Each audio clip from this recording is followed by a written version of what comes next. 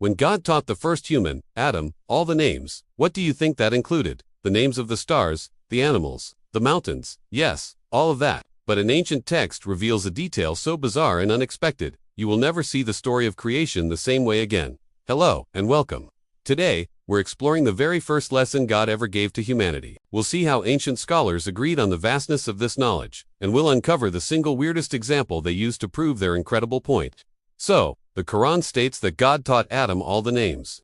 And across the board, early scholars like Mujahid and Qatada agreed this meant the name of everything, all that God has created. This included the grand and the mundane. One report says he was taught the name of everything down to camel, bear, cow, and sheep. But how far does everything really go? The renowned scholar, Ibn Abbās, wanted to emphasize the absolute, total, and unfiltered nature of this divine lesson. He wanted to prove that nothing, no matter how small or seemingly insignificant, was left out. According to one ancient report, to make his point, Ibn Abbās said that God taught Adam the name of everything, down to fart and little fart. Yes, you heard that right.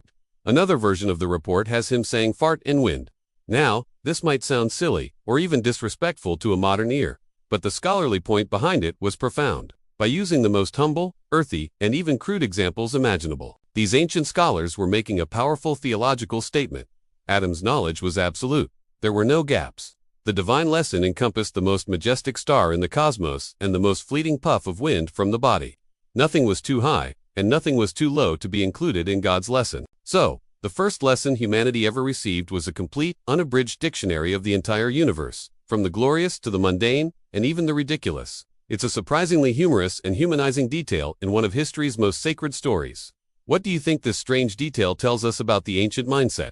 Let me know in the comments below. Thanks for joining me for this weird and wonderful piece of ancient history. If you enjoyed this, hit that like button and subscribe for more.